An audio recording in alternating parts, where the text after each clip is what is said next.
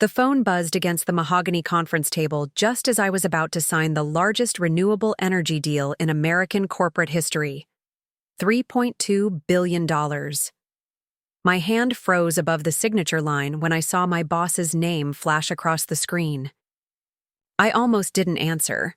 After all, Marcus Chen and I had worked 18 months to get to this moment, and the executives from Aurora Energy Solutions were watching my every move.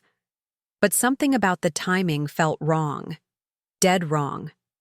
I'd love to know which corner of the globe you're watching from. And if this story speaks to you, make sure to subscribe. Tomorrow's video is one you absolutely can't miss. I should have trusted that instinct. My name is Rebecca Martinez, and 6 months ago, I thought I had everything figured out. I was the Senior Vice President of Strategic Partnerships at Meridian Industries, one of the largest energy conglomerates on the West Coast. At 34, I'd already closed deals worth over $8 billion, and my corner office on the 42nd floor of our Seattle headquarters came with a view that reminded me daily why I'd sacrificed everything to climb this corporate ladder. The Aurora deal had been my baby from day one. Back in January, when most people were still nursing New Year's hangovers, I was sitting in a cramped coffee shop in Portland, listening to Dr. Sarah Kim pitch her revolutionary solar panel technology. Her panels could generate 40% more energy than anything currently on the market, and she had the patents to prove it. But Sarah wasn't just another tech entrepreneur with big dreams and bigger debt. She was the former head of renewable research at MIT, and her company, Aurora Energy Solutions, had already secured preliminary agreements with 3 European governments. The problem was funding. Aurora needed a massive capital injection to scale. Their manufacturing and distribution, something only a major energy player could provide. That's where Meridian came in. Or rather, that's where I came in. I spent the next 4 months flying between Seattle, Portland, and Washington, D.C., navigating regulatory hurdles that would have made a seasoned diplomat weep. The Department of Energy wanted environmental impact studies. The SEC demanded financial projections that went back to Aurora's founding. Every state where we planned to build manufacturing facilities required separate permit applications, each with their own labyrinthine approval process. But the real challenge wasn't bureaucratic red tape. It was internal politics at Meridian. James Blackwood, our CEO, had built his reputation on fossil fuel acquisitions.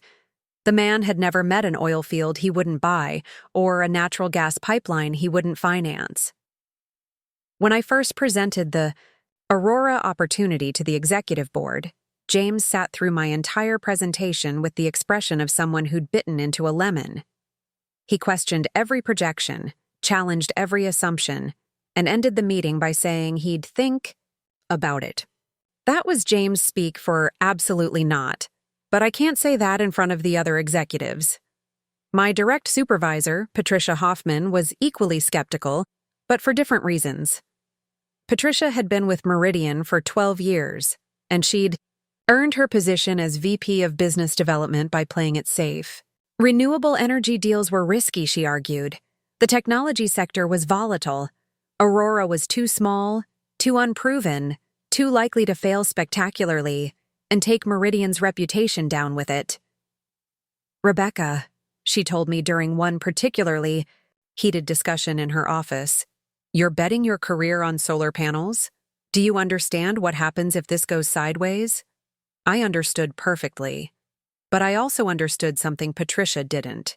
The energy sector was changing whether Meridian adapted or not. Companies that failed to invest in renewable technology wouldn't just miss out on profits. They'd become obsolete within a decade. So I kept pushing. I refined my presentations until every slide was perfect. I brought in external consultants to validate Aurora's technology. I even arranged for James and Patricia to visit Aurora's prototype facility in Oregon, where they could see the revolutionary panels in action. The breakthrough came in April, during a quarterly board meeting that I wasn't supposed to attend. I was walking past the conference room when I heard raised voices through the thick glass walls. James was arguing with Margaret Sterling, Meridian's chief financial officer, about our company's long-term strategy. Margaret had apparently been crunching numbers, and what she'd found had shaken her usual composure. "We're hemorrhaging market share to companies that invested in renewables 5 years ago," Margaret was saying. "Tesla Energy, NextEra, even some smaller players are eating our lunch because we're still acting like it's 1995. That's when I made a decision that probably saved my career, at least temporarily. I knocked on the conference room door and asked if I could present the Aurora numbers one more time, but with a different focus. Instead of selling them on renewable energy as an abstract concept, I showed them exactly how much money Meridian was losing by not having a renewable portfolio. Math was devastating. Our closest competitor, Titan Energy Corp, had increased their market valuation by 37% in 2 years, entirely because of their green energy acquisitions. Meanwhile, Meridian's stock price had remained essentially flat and institutional. Investors were starting to ask uncomfortable questions about our long-term viability. James still looked skeptical, but Margaret was nodding slowly. More importantly, the other board members were asking the right questions, not whether we should pursue renewable deals, but how quickly we could get into the market. That meeting changed everything. Within a week, I had preliminary approval to begin formal negotiations with Aurora. Within a month, I was shuttling between Seattle and Portland twice a week, hammering out the details of what would become the largest renewable energy acquisition in Meridian's corporate history. The deal structure was elegant in its complexity. Meridian would acquire 60% of Aurora Energy Solutions for $2.1 billion, with an additional $1.1 billion committed to expanding Aurora's manufacturing capabilities over the next 3 years. Aurora would maintain operational independence under Dr. Kim's leadership, but their technology would be exclusively licensed to Meridian for North American distribution. It was a partnership that would transform both companies and position Meridian as a major player in the renewable energy sector. By July, we had letters of intent signed. By August, we'd cleared the major regulatory hurdles. By September, both legal teams had finished their due diligence, and we were ready to close. That's when everything started falling apart, though I didn't know it yet.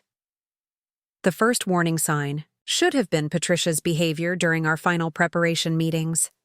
She'd gone from skeptical to actively obstructive, questioning decisions that had already been approved by the board and suggesting delays that would have pushed our closing date into the next fiscal year. When I asked her directly what was wrong, she gave me a tight smile and said she was just being thorough.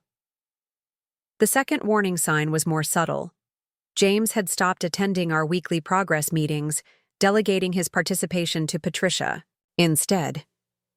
When I requested a private meeting to discuss some last-minute contract details, his assistant told me he was unavailable for the foreseeable future.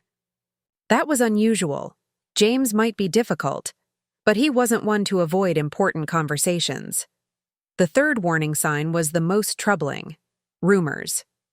Corporate environments are hotbeds of gossip under the best circumstances, but the whispers I was hearing were different. People were saying that Meridian was planning major layoffs. Others claimed that several executives were being pushed out as part of a strategic restructuring.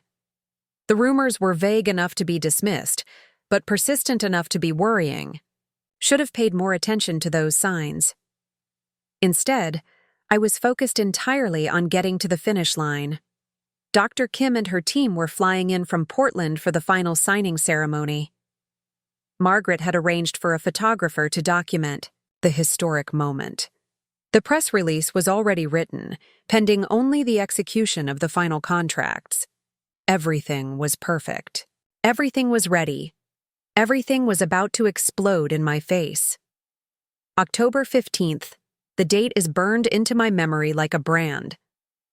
I woke up at 5:30 that morning, not because of an alarm, but because my mind was already racing through the day's schedule.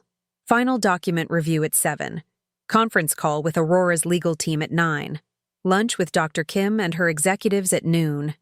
The signing ceremony at 3 o'clock sharp.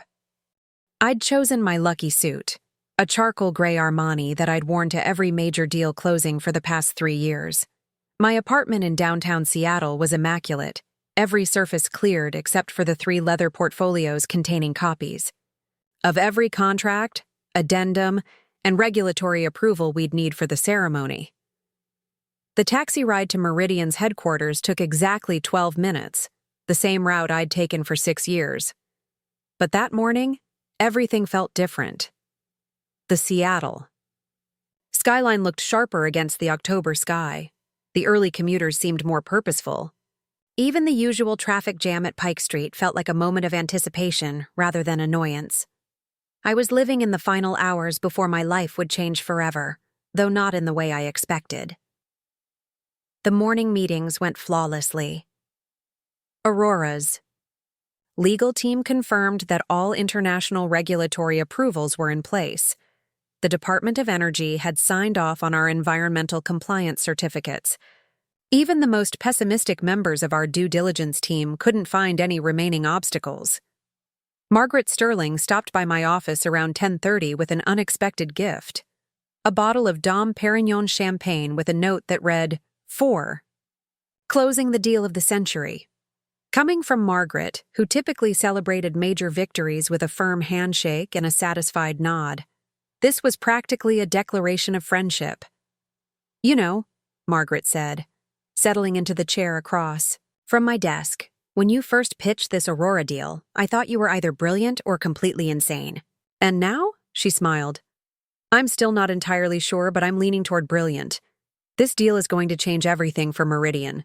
We'll be the first traditional energy company to make this kind of commitment to renewables. Wall Street is going to lose their minds." That conversation should have been the highlight of my morning. Instead, it was overshadowed by what Margaret said as she was leaving. "Rebecca, I need to ask you something, and I want you to be honest with me. Have you noticed anything unusual about James's behavior lately?" The question caught me off guard. "Unusual how?" "He's been having a lot of closed-door meetings. People I don't recognize coming and going from his office. Yesterday, I saw him having lunch with someone from Goldman Sachs. But when I asked him about it, he said it was personal business." Margaret paused at my office door. "Maybe I'm being paranoid, but something feels off." A lot of love and effort went into bringing this story to life. If you're enjoying it, we'd be so grateful if you'd subscribe to our channel. Now back to where we left off. I should have pressed her for more details. I should have recognized that Margaret Sterling didn't ask questions like that unless she had serious concerns.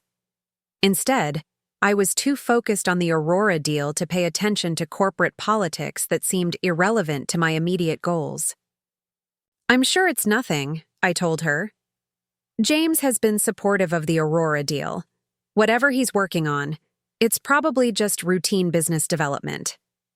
Margaret nodded, but I could see she wasn't convinced. "You're probably right. I'll see you at the ceremony this afternoon." The lunch with Dr. Kim and her team was held at Canlis, one of Seattle's most prestigious restaurants. Aurora's delegation included Dr. Kim herself, her Chief Technology Officer David Park, and her Head of Manufacturing Operations Lisa Chen. These were the people who had built Aurora from a university research project into a company that was about to reshape the renewable energy industry. Dr. Kim was everything I'd expected from our previous meetings. Brilliant, focused, and surprisingly down-to-earth for someone who held 17 patents in solar energy technology. But she was also nervous, and that made me nervous too. "Rebecca," she said over our appetizer course, "I have to ask you something that might sound strange. Are you absolutely certain that Meridian is committed to this deal?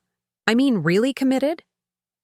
The question was so unexpected that I nearly choked on my wine. "Sarah, we've been working on this for 18 months. We've cleared every regulatory hurdle, satisfied every due diligence requirement, and gotten approval from our board of directors. Why would you ask that?" David Park, Aurora's CTO, exchanged a glance with Dr. Kim before speaking. "We've been hearing rumors in the industry. Nothing specific, just whispers that some major energy companies are reassessing their renewable commitments because of political pressure. What kind of political pressure? The kind that comes from traditional energy lobbies who don't want to see companies like Meridian moving into renewable markets, Lisa Chen added. We've seen it before with other potential partners. Everything looks great until the last minute, and then suddenly there are new concerns, new requirements, new reasons to delay. I spent the next 20 minutes reassuring Aurora's team that Meridian was absolutely committed to closing the deal. I showed them the press release that was ready to go out the moment we signed the contracts. I explained how this acquisition fit into Meridian's long-term strategic plan.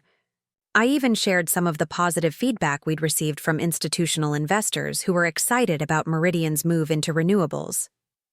By the end of lunch, Dr. Kim seemed satisfied, but I could see that the conversation had planted seeds of doubt in her mind.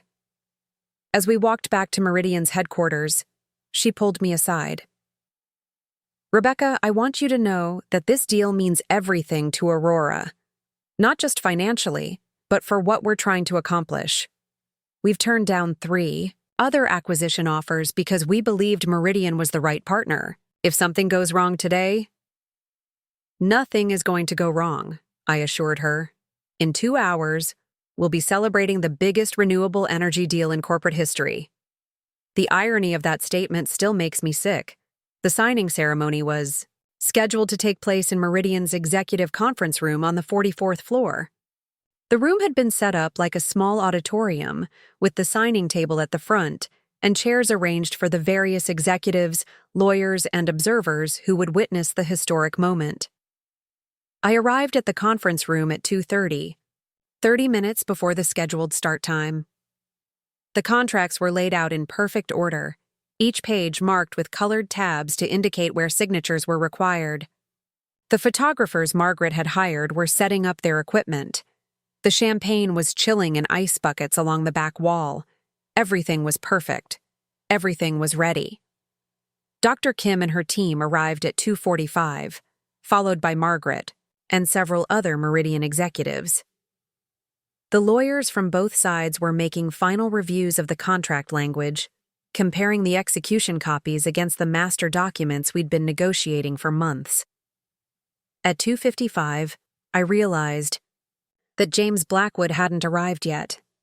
Neither had Patricia Hoffman. In fact, several of the Meridian executives I'd expected to see were conspicuously absent. "Where's your CEO?" Dr. Kim asked quietly. "He'll be here," I said, though I was starting to feel the first stirrings of panic. James is probably just running, late from another meeting. At 3 o'clock sharp, I called James's office. His assistant, normally efficient and informative, sounded strangely evasive. "Mr. Blackwood is in meetings for the rest of the afternoon," she said. "He asked me to tell you that he'll review the contracts tomorrow morning. Tomorrow morning. Not today. Not now, when Aurora's executives were sitting in our conference room, when the photographers were ready, when 18 months of work was supposed to culminate in the deal that would define both of our careers." "There must be some mistake," I said, trying to keep my voice steady. "The signing ceremony is happening right now. Mr. Blackwood approved this schedule weeks ago." "I'm sorry, Rebecca. That's the message I was asked to give you." I hung up the phone and turned to face Dr. Kim, who was watching me with growing concern. The room had gone quiet, and I could feel everyone's eyes on me. "Small delay," I announced, forcing a smile. "James is wrapping up another meeting. Why don't we take a 15-minute break while I sort this out?" But as I left the conference room to track down James, I knew this wasn't a small delay. This was something much worse. I found Patricia Hoffman in her office, but she wasn't alone. 2 men in expensive suits were sitting across from her desk, and they didn't look like Meridian employees. When I knocked on her door, Patricia looked up with an expression I'd never seen before. Guilt mixed with something that might have been fear. "Rebecca," she said, standing quickly, "I wasn't expecting you. The Aurora signing ceremony is happening. Right now. Where's James?" Patricia glanced at the two men who were gathering papers from her desk. James is unavailable. We'll need to postpone the ceremony. Postpone? Patricia, we can't postpone. Aurora's executives are here. The contracts are ready. Everything is set up. One of the men, tall, gray-haired, wearing a suit that probably cost more than my monthly salary, stood up and extended his hand. Ms. Martinez? I'm Robert Graves from Goldman Sachs. I think there are some things you need to know about Meridian's current situation. That's when I knew my world was about to collapse. The next 30 minutes were a blur of corporate finance terminology and legal jargon that boiled down to one simple fact. Meridian Industries was being acquired by Titan Energy Corp., our biggest competitor. The deal had been in negotiations for months, conducted in absolute secrecy by James Blackwood and a small group of senior executives. The Aurora acquisition was being canceled as part of Meridian's sale to Titan. All pending deals were on hold pending the completion of the merger. All strategic partnerships were under review. All executive positions were subject to reorganization, including mine.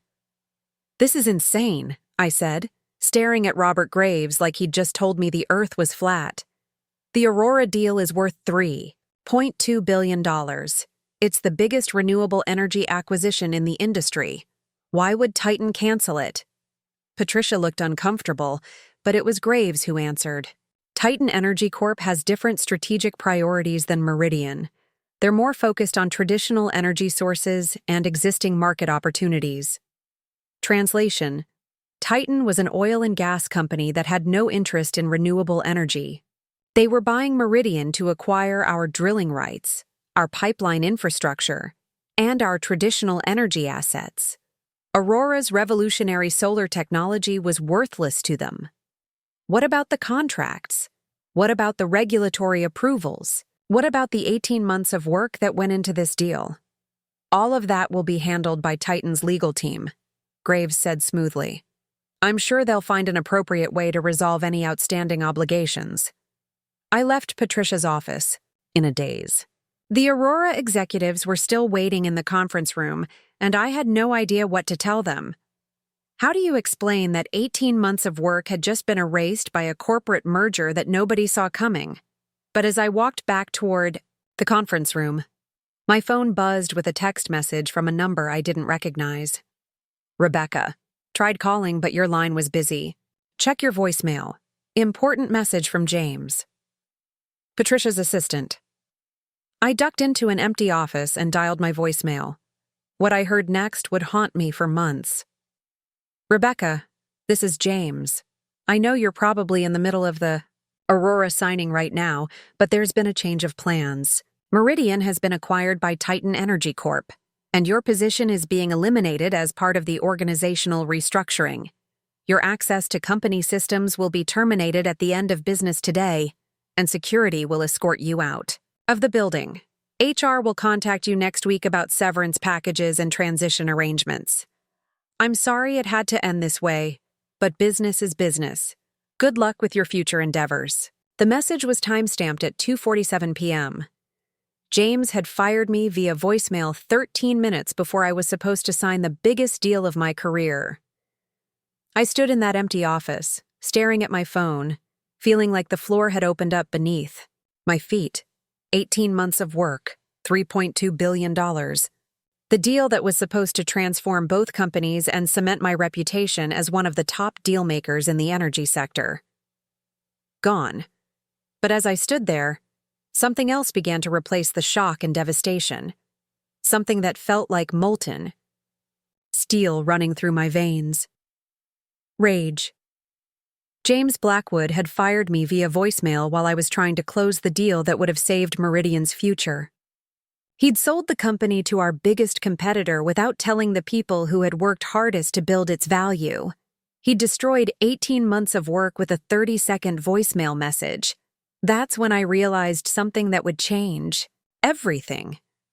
The Aurora deal wasn't dead. It was just orphaned, and I was about to give it a new home.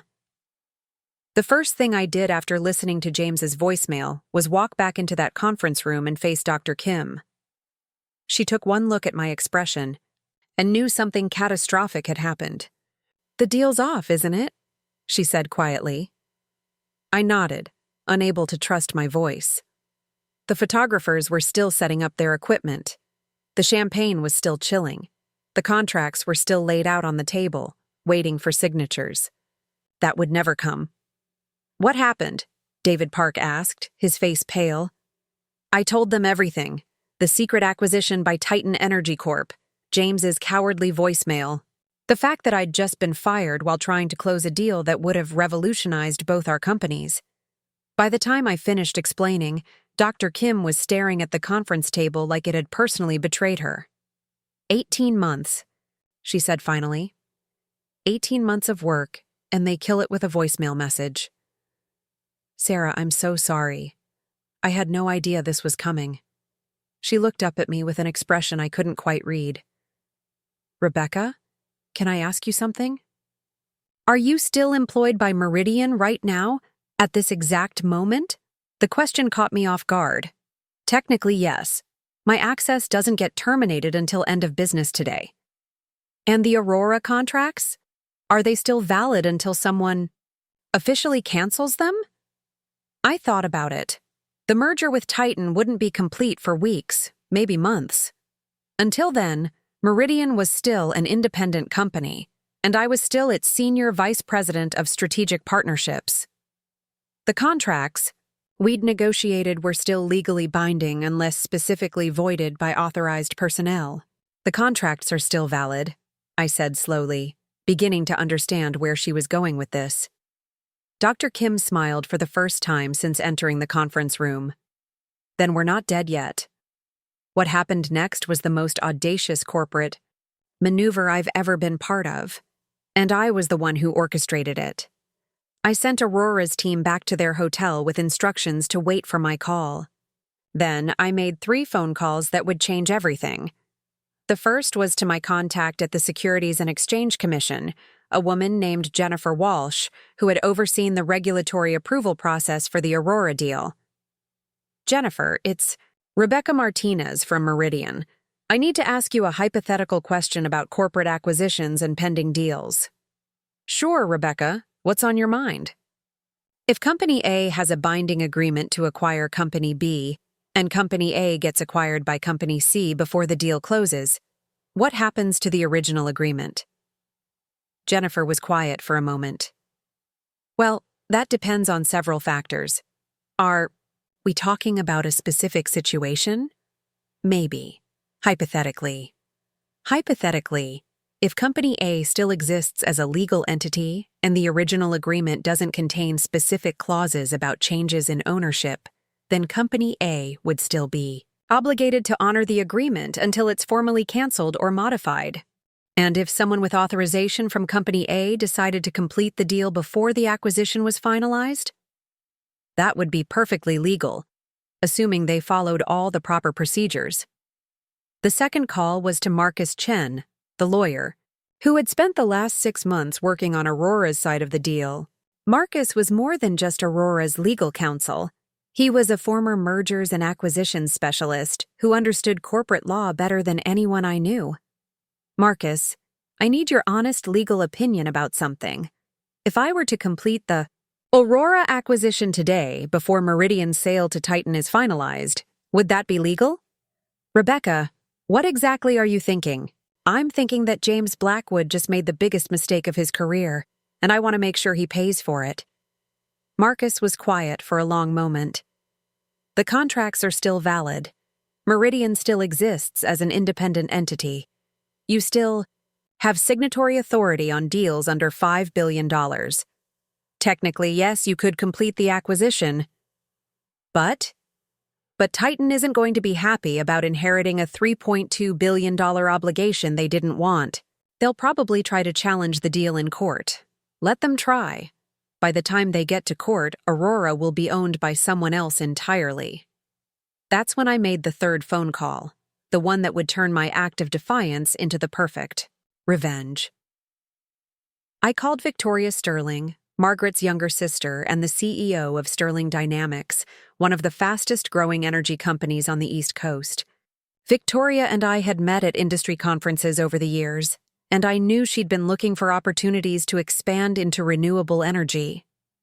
Victoria, it's Rebecca Martinez from Meridian.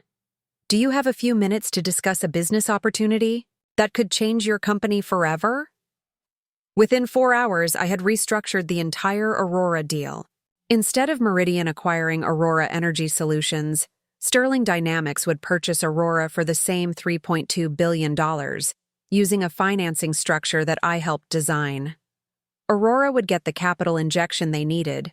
Sterling Dynamics would become a major player in renewable energy, and Titan Energy Corp would lose the most valuable acquisition opportunity in the industry. But the real genius of the plan wasn't just that I'd found Aurora a new buyer. It was how I'd structured the timing. I used my remaining access to Meridian's systems to officially cancel the Aurora acquisition at 4:47 p.m., 13 minutes before my employment was terminated. Legally, this freed Aurora from any obligation to Meridian and cleared the way for their deal with Sterling Dynamics. At 5:15 p.m., using my personal laptop from a coffee shop across the street from Meridian's headquarters, I helped finalize the contracts between Aurora and Sterling Dynamics. By 6 o'clock that evening, the deal was done. Aurora Energy Solutions had been acquired by Sterling Dynamics for $3.2 billion in a transaction that would be announced to the press the following morning. James Blackwood found out about it at 7:30 a.m. the next day, when Sterling's press release hit the wire. The announcement described the acquisition as the largest renewable energy deal in Sterling Dynamics history, and quoted Dr. Sarah Kim as saying she was thrilled to partner with a company that shares Aurora's vision for sustainable energy. The press release didn't mention Meridian Industries anywhere. I was having breakfast at a downtown Seattle diner when my phone started ringing. The first call was from Patricia Hoffman, who sounded like she was having some kind of breakdown. "Rebecca, what the hell did you do?" "I completed a business transaction," I said calmly, cutting into my scrambled eggs. Aurora needed a partner who was committed to renewable energy. Sterling Dynamics fit the bill perfectly. "You can't do this. That was Meridian's deal." "Actually, Patricia, that was my deal. I spent 18 months putting it together, and I wasn't about to let James Blackwood throw it away because he was too cowardly to tell me about the Titan acquisition." The second call was from Robert Graves at Goldman Sachs, the man who had delivered the news about Meridian's sale to Titan. "Ms. Martinez, I think there's been some kind of misunderstanding about the Aurora situation." "No misunderstanding, Mr. Graves. Aurora found a better partner. Titan Energy Corp was planning to evaluate the Aurora acquisition as part of their integration process. Titan Energy Corp can evaluate whatever they want. Aurora is no longer available." The third call was the one I'd been waiting for. James T.B.A. Blackwood, calling from his personal cell phone because he was apparently too embarrassed to have this conversation from his office. "Rebecca, we need to talk." "Actually, James, we don't. You fired me via voicemail, remember? I no longer work for Meridian Industries. You can't steal our deals and give them to competitors." "I didn't steal anything. I canceled Meridian's agreement with Aurora, which was well within my authority as Senior Vice President of Strategic Partnerships. What Aurora chose to do after that was entirely their decision. This is corporate sabotage. This is business, James. I thought you'd understand that, considering what you did to me." James was quiet for a long moment. When he spoke again, his voice was different, less angry, more calculating. "What do you want, Rebecca?" "I want you to understand that actions have consequences. You threw away the best deal Meridian ever had because you were too focused on making a quick buck from the Titan sale. Now you get to explain to Titan's executives why the $3.2 billion renewable energy acquisition they were planning to cancel is suddenly being announced by your biggest competitor." The silence on the other end of the line was delicious. But the real satisfaction came 3 days later, when the full implications of what I'd done started to become clear. Sterling Dynamics stock price jumped 23% on the news of the Aurora acquisition. Industry analysts were calling it the deal of the decade and praising Victoria Sterling's strategic vision. Aurora's revolutionary solar panel technology was being hailed as a game changer that would disrupt the entire renewable energy sector. Meanwhile, Meridian's sale to Titan Energy Corp was running into unexpected complications. Several major institutional investors were questioning why Meridian had let such a valuable asset slip away to a competitor. The Department of Energy was expressing concerns about Titan's commitment to renewable energy initiatives. Environmental groups were protesting the acquisition, arguing that Titan would reverse all of Meridian's progress toward sustainable energy. The merger that James thought would be a triumph was turning into a public relations nightmare. But the story gets even better. 2 weeks after the Aurora deal was announced, I got a call from Victoria Sterling herself. "Rebecca, I have a proposition for you. Sterling Dynamics is about to become one of the biggest players in renewable energy, and we're going to need someone who understands this market better than anyone else. Are you interested in joining our team?" The offer was extraordinary. Executive Vice President of Renewable Energy Development, with a salary that was 40% higher than what I'd been making at Meridian. Stock options that would make me wealthy if Sterling Dynamics continued its upward trajectory. And most importantly, the opportunity to build the renewable energy division from the ground up, with Aurora's technology as the foundation. I accepted the offer on the spot. My first day at Sterling Dynamics was exactly 1 month after James Blackwood had fired me via voicemail. I walked into a corner office on the 38th floor of Sterling's headquarters in Boston, with a view of the harbor and a team of 12 renewable energy specialists reporting directly to me. Dr. Sarah Kim and I had lunch that first week to discuss Aurora's integration into Sterling Dynamics. She seemed happier than I'd ever seen her, energized by the opportunity to work with a company that truly understood the value of her technology.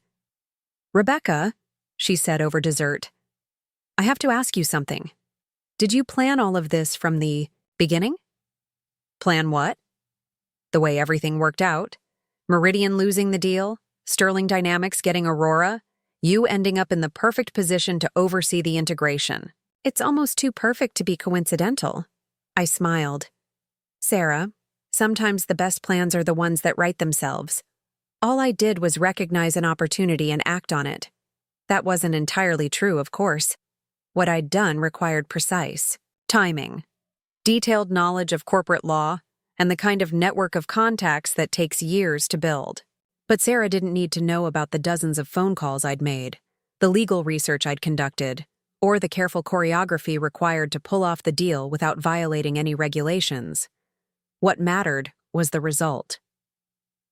6 months later, Aurora's revolutionary solar panels were in mass production at Sterling Dynamics' new manufacturing facility in North Carolina. The technology was performing even better than projected, generating 42% more energy than conventional panels and attracting orders from utility companies across the country. Sterling Dynamics' Renewable Energy Division, my division, was on track to generate over $800 million in revenue in its first full year of operation. The company's stock price had doubled since the Aurora acquisition, making Victoria Sterling one of the wealthiest women in the energy sector. And James Blackwood? The last I heard, he was still dealing with the fallout from Meridian's sale to Titan Energy Corp. The merger had been completed, but not without significant complications. Several key executives had resigned rather than work for Titan. The company's renewable energy initiatives had been completely eliminated. Most importantly, Titan's stock price had dropped 12% since the acquisition, largely because investors were disappointed by the company's lack of forward-thinking leadership. The man who had fired me to clear the way for a corporate sale that he thought would make him rich had instead orchestrated his own downfall. But the real victory wasn't James's failure. It was what I'd built from the ashes of that failure. As I sat in my Boston office, reviewing plans for Sterling Dynamics' expansion into wind energy and battery storage technology, I realized that James Blackwood had actually done me a favor. His betrayal had forced me to take risks I never would have considered otherwise. His voicemail had liberated me from a company that didn't deserve my talents. His moment of cowardice had given me the career I'd always wanted, but never dared to pursue. Sometimes the best revenge isn't about destroying your enemies. Sometimes it's about building something so successful that your enemies destroy themselves trying to keep up. And sometimes, just sometimes, it starts with a voicemail that changes everything. 3 months into my new role at Sterling Dynamics, I thought the James Blackwood chapter of my life was closed. I was wrong. The first sign of trouble came during what should have been a routine Tuesday morning meeting. Victoria Sterling had called together the senior leadership team to discuss our quarterly projections, and the numbers were spectacular. Aurora's solar panels were exceeding every performance metric we'd established. Orders were pouring in from utility companies in 12 states. Our manufacturing facility in North Carolina was running at full capacity, and we were already planning a second location in Arizona. Everything was perfect. Too perfect, as it turned out. "We have a problem," Victoria announced, sliding a thick legal document across the conference table. "Titan Energy Corp is suing us." The lawsuit was a masterpiece of corporate warfare disguised as legal procedure. Titan claimed that Sterling Dynamics had interfered with their contractual relationship with Meridian Industries, causing irreparable harm to their business interests. They were seeking $3.2 billion in damages, exactly the value of the Aurora deal, plus punitive damages that could reach into the tens of billions. But the real genius of their legal strategy wasn't the money they were demanding. It was the injunction they were seeking that would shut down Aurora's operations entirely until the lawsuit was resolved. "They're trying to destroy us through the court system," Victoria said grimly. "Even if we eventually win the case, fighting, it could take years and cost hundreds of millions in legal fees. Meanwhile, Aurora's technology sits idle, and our competitors catch up." I studied the legal documents, recognizing the fingerprints of the strategy. This wasn't just about money or even revenge. This was about market control. Titan knew they couldn't compete with Aurora's technology in a fair fight, so they were using the legal system to eliminate the competition entirely.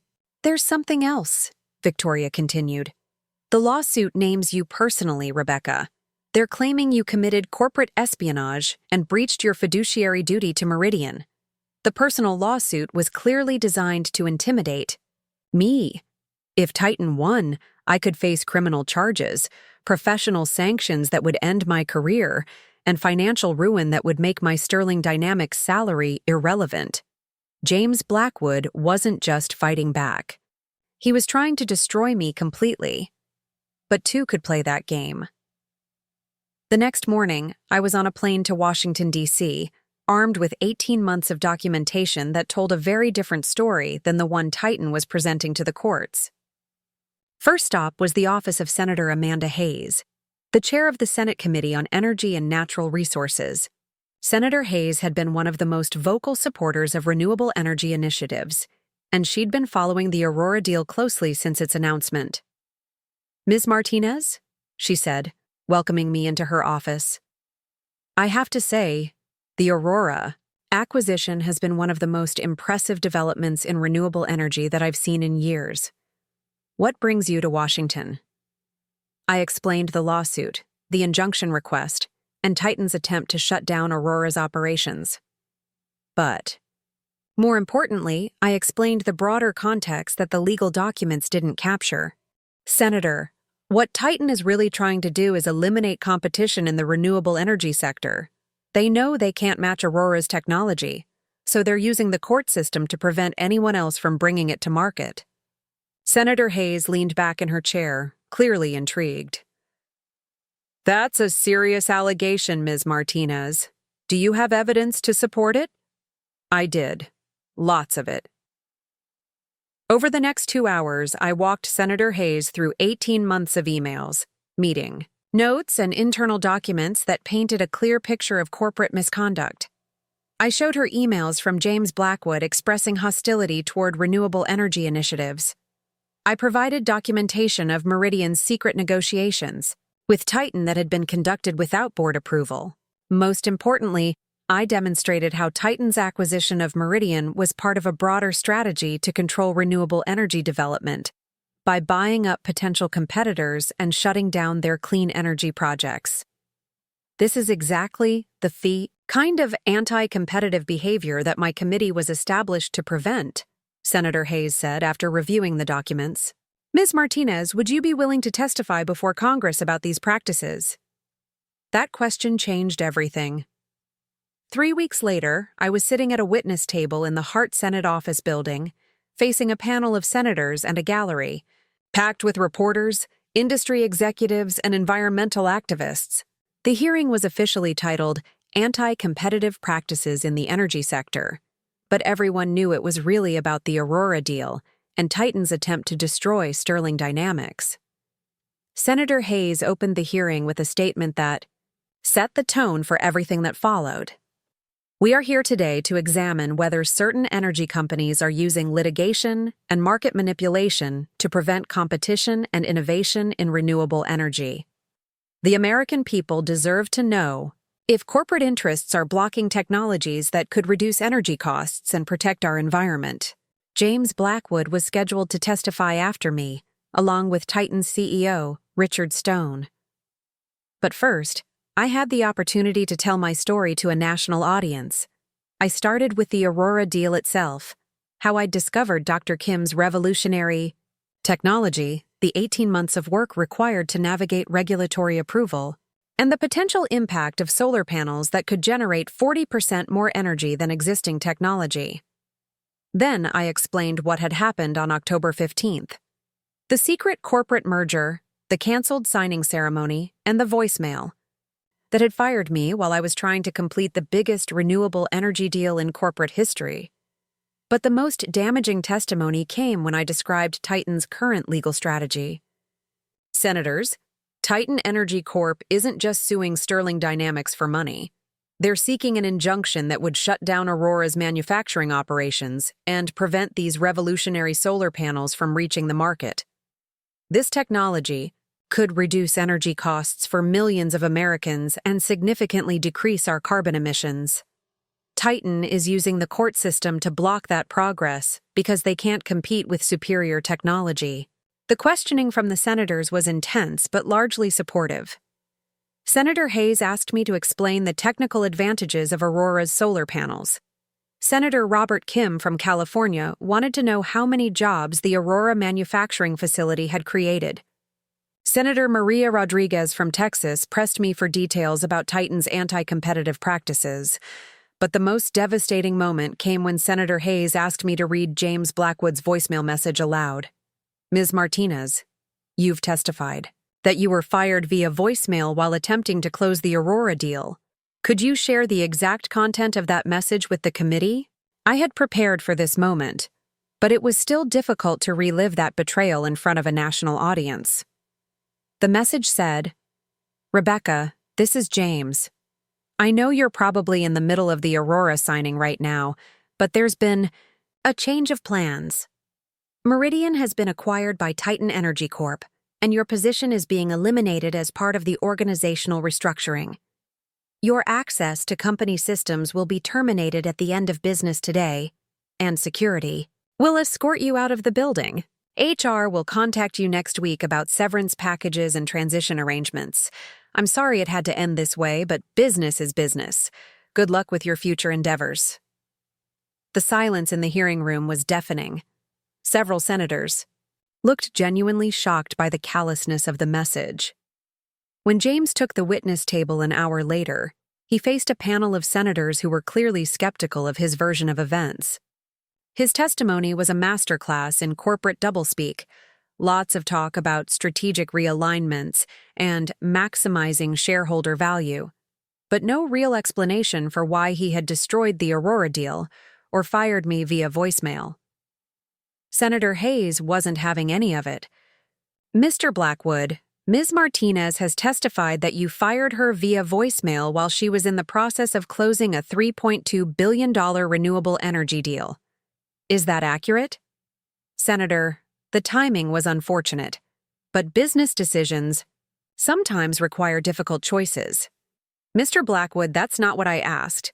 Did you fire Ms. Martinez via voicemail while she was trying to close the Aurora deal? James looked visibly uncomfortable. The message was left due to scheduling constraints. So your answer is yes. You did fire her via voicemail? Yes, but... And this was a deal that would have brought revolutionary renewable energy technology to market? The Aurora technology was unproven and represented significant financial risk. Senator Rodriguez jumped in. Mr. Blackwood, if the technology was so risky, why is Titan now suing to prevent Sterling Dynamics from using it? If Aurora's solar panels don't work, why are you so concerned about them competing with your products? James had no good answer to that question. The hearing lasted 6 hours and generated headlines across the country. Energy executive fired via voicemail while closing historic green deal. Corporate greed blocks revolutionary solar technology. Senate exposes anti-competitive practices in energy sector. But the real impact came 3 days later, when the Department of Justice announced they were opening an antitrust investigation into Titan Energy Corp's business practices. The DOJ investigation changed everything. Suddenly, Titan's lawsuit against Sterling Dynamics looked less like legitimate litigation and more like evidence of anti-competitive behavior. Several state attorneys general announced their own investigations. Environmental groups launched protest campaigns targeting Titan's operations across the country. More importantly, the negative publicity was devastating Titan's business relationships. Utility companies started canceling contracts. Institutional investors began divesting from Titan's stock. The company's market valuation dropped by over $2 billion in the weeks following the Senate hearing. James Blackwood, who had thought he was destroying me through the court system, had instead triggered a series of events that were destroying his own career. But I wasn't done yet. While Titan was dealing with federal investigators and plummeting stock prices, I was quietly working on the next phase of my plan. Sterling Dynamics wasn't just going to survive Titan's legal assault. We were going to use it as an opportunity to expand our renewable energy operations nationwide. The key was Aurora's intellectual property. Dr. Kim's revolutionary solar panel technology wasn't just more efficient than existing products. It was protected by patents that gave us exclusive rights to the most advanced solar energy systems in the world. Using those patents, I negotiated licensing deals with 3 major manufacturing companies, allowing them to produce Aurora-designed solar panels in exchange for substantial royalty payments to Sterling Dynamics. Within 6 months, Aurora's technology was being manufactured in facilities across the United States, creating thousands of jobs and generating hundreds of millions in revenue. But the masterstroke was the partnership I negotiated with the Department of Energy. The federal government was planning a massive infrastructure investment in renewable energy, with billions of dollars allocated for solar panel installations on government buildings, military bases, and public facilities. Aurora's superior technology made Sterling Dynamics the obvious choice for these contracts, especially after the Senate hearing had demonstrated our commitment to innovation and competition.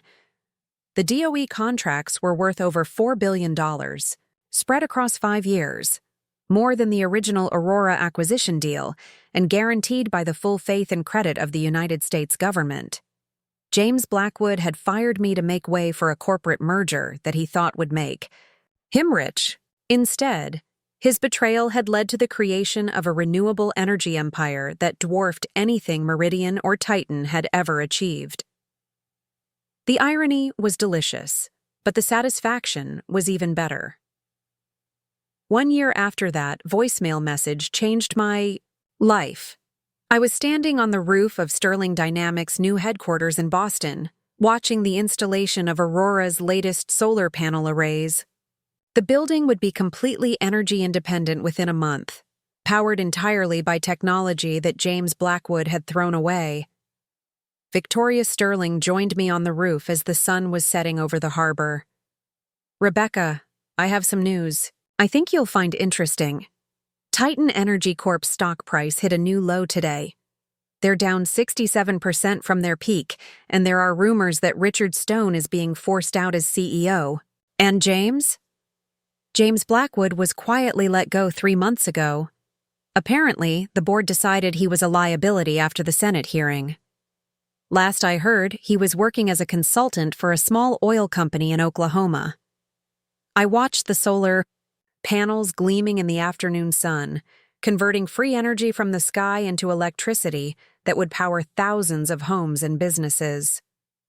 This was the technology that James had dismissed as unproven and risky. This was the deal he had destroyed with a 30-second voicemail message. "You know what the best part is?" I said to Victoria. "He still doesn't understand what he threw away. He thinks this was all about money and corporate politics. He doesn't realize that he had the chance to lead the transformation of the entire energy sector, and he gave it up for a quick profit from a merger that ultimately destroyed his career." Victoria smiled. "Some people are visionaries, Rebecca. Others are just accountants with delusions of grandeur." As we walked back toward the elevator, my phone buzzed with a text message from Dr. Sarah Kim. Aurora's latest solar panels had just set a new efficiency record, generating 43% more energy than conventional technology. Orders were pouring in from around the world. The renewable energy revolution that James Blackwood had tried to stop was accelerating beyond anyone's wildest projections. That night, I thought about calling James to share the good news. After all, none of this would have happened without his contribution to my success. But then I remembered his voicemail message, and I decided he had already received all the communication from me that he deserved. 2 years had passed since that fateful voicemail, and the renewable energy landscape had been transformed beyond recognition. Sterling Dynamics had become the third largest energy company in North America, our market capitalization reaching heights that made even veteran Wall Street analysts do double takes. Aurora's revolutionary solar technology wasn't just dominating the American market. We were exporting panels to 43 countries, and our manufacturing facilities couldn't keep up with global demand. But success, I was about to learn, creates its own complications. The call came on a Thursday morning, in March, while I was reviewing expansion plans for our new research facility in Colorado. My assistant Jennifer knocked on my office door with an expression that immediately put me on alert. "Rebecca, there's someone here to see you. He says it's urgent and won't speak to anyone else." The man who walked into my office was someone I hadn't seen in over a year. Marcus Chen, the lawyer who had helped orchestrate the original Aurora deal. But Marcus looked different. Thinner, more haggard, with the kind of exhaustion that comes from months of stress. "Marcus, this is unexpected. What brings you to Boston?" He sat down heavily in the chair across from my desk. "Rebecca, we need to talk about Titan Energy Corp." "What about them?" "Last I heard, they were still dealing with the Justice Department investigation." "The investigation is over. DOJ reached a settlement with Titan 3 weeks ago. They paid a $2 billion fine and agreed to divest some of their anti-competitive holdings, but they're still operational." I shrugged. "That's unfortunate, but it doesn't really affect us. Sterling Dynamics has moved far beyond anything Titan can threaten." Marcus leaned forward. "That's where you're wrong. Titan has been quietly acquiring renewable energy patents for the past 18 months. Not to use them, but to control them. They've been building a patent portfolio specifically designed to challenge Aurora's technology." The implications hit me like a physical blow. Patent litigation was one of the few weapons that could actually damage Sterling Dynamics. If Titan could prove that Aurora's technology infringed on patents they now owned, they could shut down our operations entirely. Regardless of how successful we'd become, how is that possible? Aurora's patents are rock solid. We've had them reviewed by the best intellectual property lawyers in the country. Patents can be challenged through the Patent Trial and Appeal Board. Titan has been filing challenges to Aurora's core patents, claiming they're based on prior art that predates Dr. Kim's research. Marcus pulled out a thick folder. They've found 7 patents from the 1990s that they claim cover the fundamental principles behind Aurora's efficiency improvements. I opened the folder and began reading. The patents were obscure, filed by small research companies that had long since gone out of business.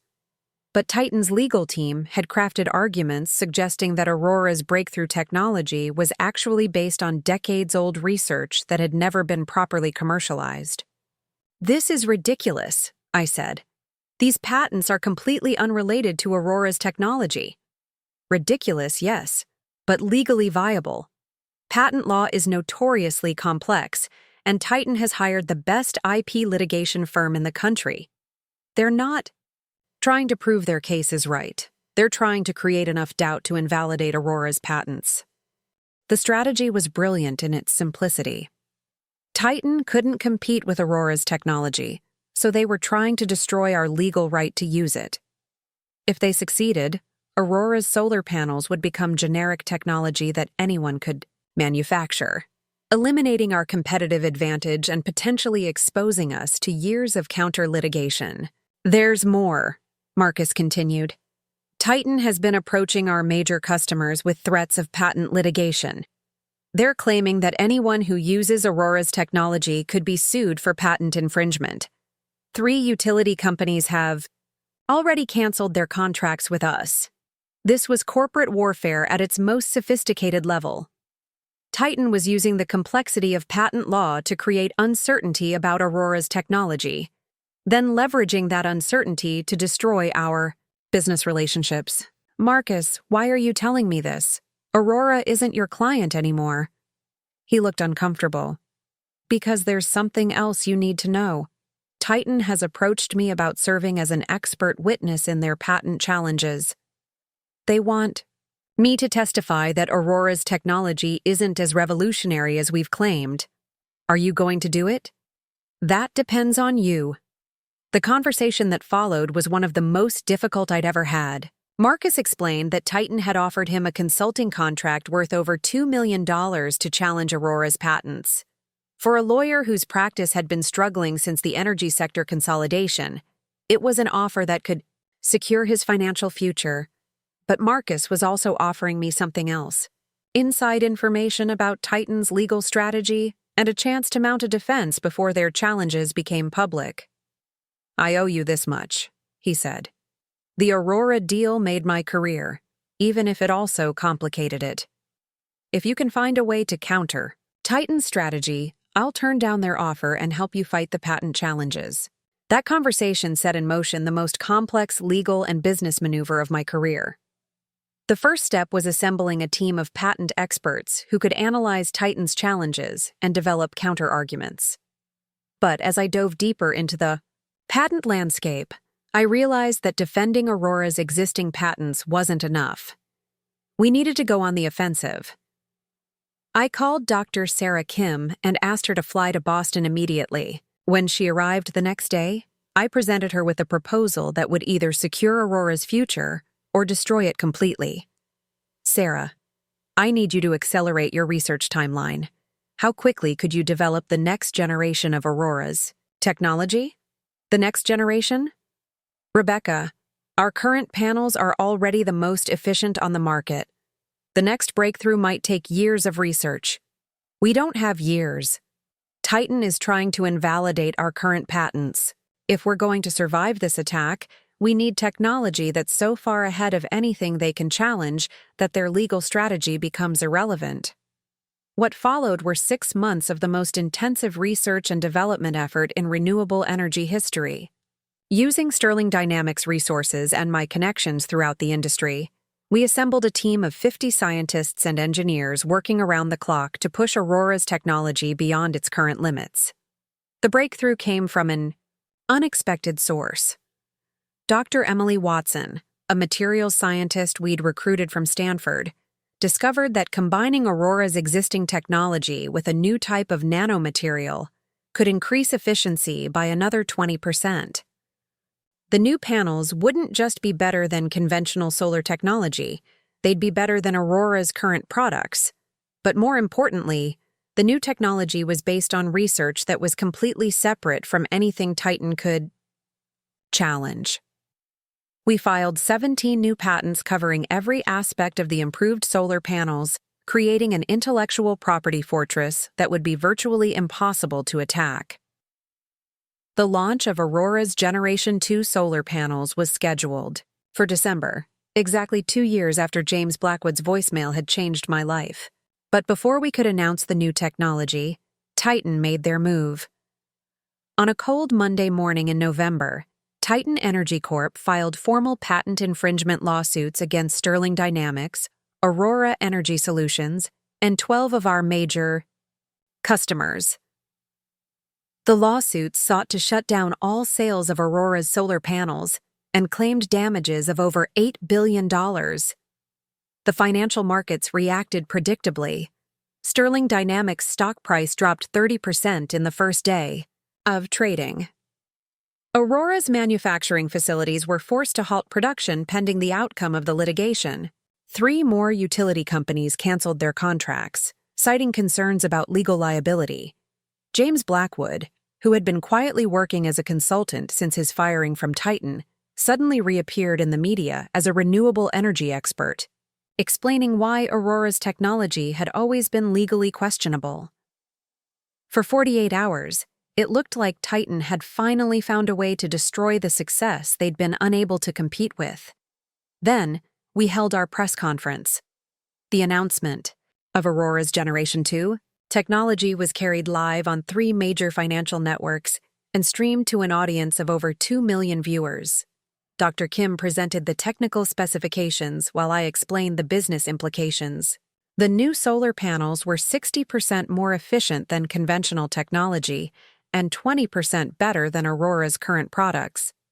But the real bombshell came when I announced that Sterling Dynamics was making Aurora's Generation 1 technology available as open-source intellectual property. Effective immediately, I told the assembled reporters, Aurora's original solar panel patents are being released to the public domain. Any company, anywhere in the world, can manufacture these panels without paying licensing fees or royalties to Sterling Dynamics. The announcement sent shockwaves through the energy industry. By making our existing technology freely available, we'd eliminated Titan's entire legal strategy. You can't sue someone for patent infringement if the patents are in the public domain, but more importantly, we'd created a competitive landscape where dozens of companies could manufacture Aurora's original technology, driving down prices and accelerating adoption of renewable energy worldwide. Meanwhile, Sterling Dynamics would maintain its competitive advantage through Generation 2 technology that was protected by an entirely new set of patents. The move was unprecedented in corporate history. No company had ever voluntarily given away billions of dollars worth of intellectual property to defeat a legal challenge. Titan's response was swift and predictable. They dropped their patent infringement lawsuits within a week, realizing that their legal strategy had become worthless. But they also began a media campaign claiming that Sterling Dynamics' decision to open-source Aurora's technology proved that the patents had been invalid all along. James Blackwood appeared on CNBC 3 days after our announcement, arguing that my decision to release the patents was an admission of guilt. Rebecca Martinez is trying to cover up the fact that Aurora's technology was never legally sound, he told the interviewer.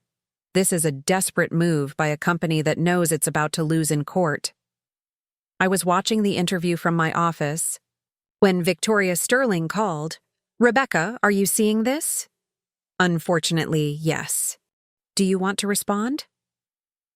I thought about it for a moment.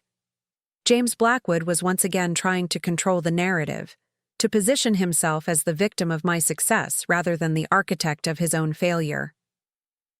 Actually, Victoria, I think it's time James and I had a conversation, a public one. The debate was arranged for the following week on Bloomberg Television's Wall Street Week program. James Blackwood versus Rebecca Martinez, discussing the future of renewable energy and the ethics of corporate competition. I arrived at the Bloomberg Studios in Manhattan 30 minutes early, using the time to review my notes and prepare for what I knew would be the final confrontation with the man who had tried to destroy my career. James looked older than I remembered, his hair grayer, his expression harder. But he still carried himself with the arrogance that had made him so insufferable during our time at Meridian. The interview began cordially enough, with the host asking about our respective views on renewable energy development. But it quickly became clear that James hadn't prepared for the conversation he was about to have.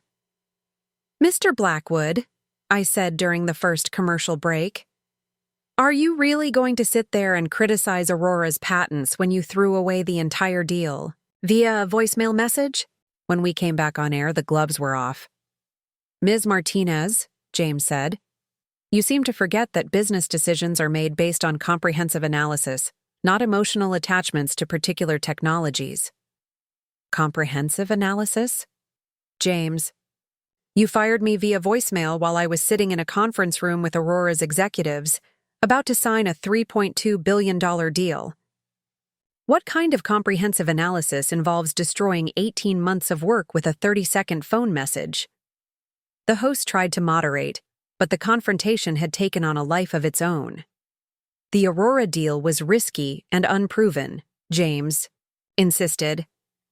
"Meridian's board made the right decision to prioritize the Titan merger."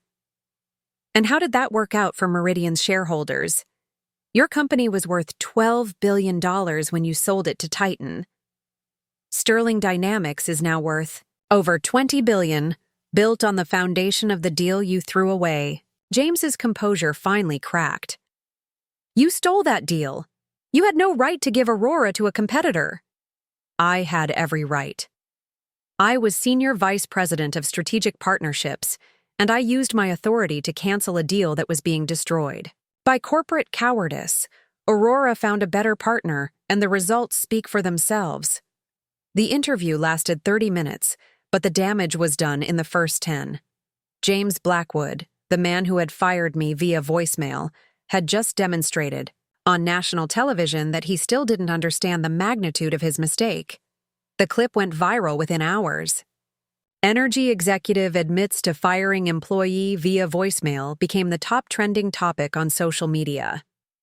Business schools began using the interview as a case study in corporate leadership failures. But for me, the real satisfaction wasn't James's public humiliation. It was what happened next. 3 days after the Bloomberg interview, I received a phone call from Dr. Kim. "Rebecca, I have some news I think you'll want to hear. We just received our largest order ever, $2 billion worth of Generation 2 solar panels for a utility consortium in California. But that's not the best part." "What's the best part?" "The order came through a broker who's been working with small renewable energy companies that are using our open-source Generation 1 technology. These companies have been so successful with our original patents that they're ready to upgrade to Generation 2. The strategy had worked perfectly. By making Aurora's original technology freely available, we'd created a market ecosystem that was driving demand for our more advanced products. Small companies were using our open-source patents to compete with traditional energy providers, while Sterling Dynamics maintained its position at the cutting edge of renewable technology. That afternoon, I stood once again on the roof of Sterling Dynamics headquarters, watching the installation of our latest Generation 2 solar panels. The building was now generating more electricity than it consumed, selling excess power back to the grid and demonstrating the future of energy independence. My phone buzzed with a text message from Victoria. James Blackwood just announced his retirement from the energy sector. Apparently, no one wants to hire a consultant who admits to firing employees via voicemail on national television. I looked out over Boston Harbor, where cargo ships were loading containers filled with Aurora solar panels bound for markets around the world. The technology that James had dismissed as unproven and risky was now powering homes and businesses on 6 continents. The man who had tried to destroy my career with a voicemail message had instead created the circumstances that allowed me to build something greater than either of us had ever imagined. Sometimes the best revenge isn't destroying your enemies. Sometimes it's succeeding so completely that they destroy themselves. 5 years later, I was standing in the Oval Office, watching the President of the United States sign the Clean Energy Independence Act into law. The legislation committed the federal government to purchasing $50 billion worth of American-made renewable energy technology over the next decade, with Aurora's patents serving as the foundation for the largest environmental initiative in history. Sterling Dynamics had grown beyond my wildest projections. We weren't just an energy company anymore. We were the primary driver of America's transition to sustainable power. Our Generation 3 solar panels were now powering entire cities. Our battery storage systems were making renewable energy viable even during cloudy days and windless nights. Our research facilities were developing technologies that wouldn't reach the market for another 5 years, but would revolutionize how humanity generates and consumes electricity. Dr. Sarah Kim stood next to me as the president handed her the pen he'd used to sign the legislation. She'd become something of a celebrity in the scientific community, her face appearing on the covers of Time and Scientific American. But she'd never forgotten where it all started. "Rebecca," she whispered as the cameras clicked around us, "do you ever think about what would have happened if James Blackwood hadn't fired you that day?" It was a question I'd pondered many times. If James had been honest about the Titan merger, if he'd included me in the negotiations, if he'd shown even basic professional courtesy instead of destroying my career via voicemail, Aurora might have ended up as a small division within Titan Energy Corp. The revolutionary technology would have been buried beneath layers of corporate bureaucracy, its potential wasted on a company that viewed renewable energy as a threat to their core business. "I think James Blackwood saved the world by being a coward," I told her. The irony was perfect. The man who had fired me to clear the way for a merger with a fossil fuel company had inadvertently accelerated the transition to renewable energy by decades.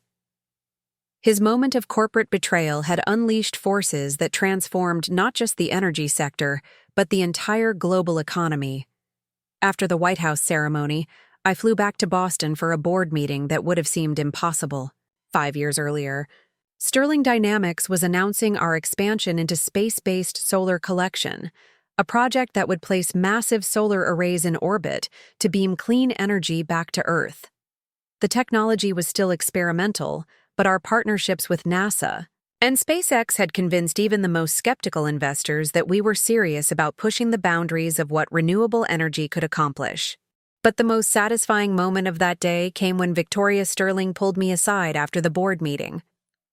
"Rebecca, I have something I think you'll find amusing. Do you remember that small oil company in Oklahoma where James Blackwood was working as a consultant?" "Vaguely. Why?" "They just filed for bankruptcy. Apparently, their business model was based on extracting oil from marginal wells that are no longer profitable now that renewable energy has driven down electricity prices." The news should have made me happy, but instead, I felt something closer to pity. James Blackwood had spent the last 5 years watching the energy sector transform around him, powerless to participate in the revolution he could have led. His final consulting client was a perfect metaphor for his career, a company that had failed to adapt to changing market conditions and paid the price for its short-sightedness. "There's more," Victoria continued. "James has been trying to get meetings with renewable energy companies, claiming he wants to help them avoid the mistakes he made at Meridian. No one will hire him." That evening, I was reviewing quarterly reports in my Boston office when my assistant knocked on the door. "Rebecca, there's a call for you. Someone named James Blackwood." I stared at her for a moment, wondering if I'd heard correctly. After 5 years of silence, James Blackwood was calling me. "Put him through." The voice on the other end of the line sounded older, more uncertain than I remembered. "Rebecca, this is James. I hope you have a minute to talk." "I have a minute. What do you want, James?" I wanted to congratulate you on your success with Sterling Dynamics. What you've built is remarkable. I waited for him to continue, curious about where this conversation was heading. Rebecca, I also wanted to apologize. For the voicemail, for the way I handled the Aurora situation, for not recognizing what you were trying to accomplish. I made mistakes, and I know those mistakes hurt you. The apology was unexpected, but it felt hollow after 5 years of silence. James, why are you calling me now? There was a long pause before he answered. Because I'm trying to rebuild my career, and I've realized that I can't do that without acknowledging what I did wrong. The Aurora deal was the opportunity of a lifetime, and I threw it away because I was too focused on short-term profits to see the bigger picture. And I was hoping you might be willing to meet with me. I've been studying renewable energy, development, trying to understand what I missed. I think I could contribute to what you're building at Sterling Dynamics. The audacity of the request was breathtaking. The man who had fired me via voicemail was asking for a job at the company I'd built from the wreckage of his betrayal. James, let me make sure I understand this correctly.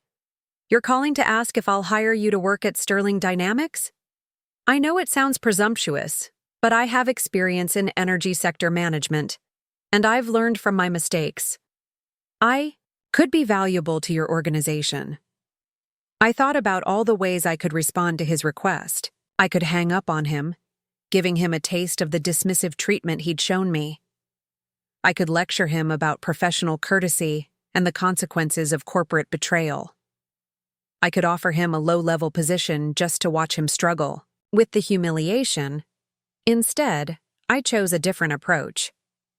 James, I appreciate your apology, and I'm glad you've learned from your mistakes. But Sterling Dynamics is focused on innovation and forward-thinking leadership. We hire people who can envision the future of energy and help us build it. That's not you. Rebecca, I understand your hesitation, but no, James, you don't understand. This isn't about hesitation or forgiveness or second chances. This is about fundamental differences in how we view leadership and business ethics. You fired me via voicemail while I was closing the biggest renewable energy deal in corporate history. That decision tells me everything I need to know about your judgment and character. The silence on the other end of the line stretched for nearly 30 seconds. I see, James said finally. Well, thank you for taking my call. James, before you go, let me give you some advice. Stop trying to get back into the energy sector. Find something else to do with your life.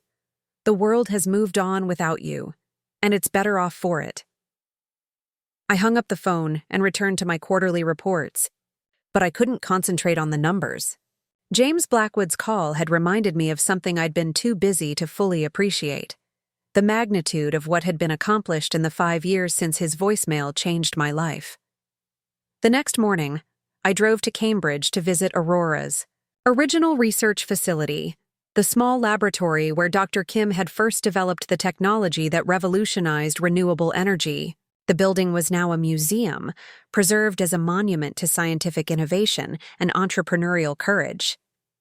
Standing in the same room where I'd first seen Aurora's prototype solar panels, I thought about the chain of events that had led to this moment: James's betrayal, the canceled signing ceremony, the voicemail that had fired me while I sat in Meridian's conference room, the desperate scramble to find Aurora a new partner, the years of legal battles, congressional hearings, and corporate warfare that followed. Every decision, every setback, every victory had been necessary to create the world we now lived in. AI, world where renewable energy was cheaper than fossil fuels, where electric vehicles were outselling gasoline cars, where the air was cleaner and the future was brighter, because one man's cowardice had unleashed forces he never could have imagined. My phone buzzed with a text message from Dr. Kim. Rebecca, just got word that our orbital solar array project has been approved for launch next year. We're going to be beaming clean energy from space to Earth.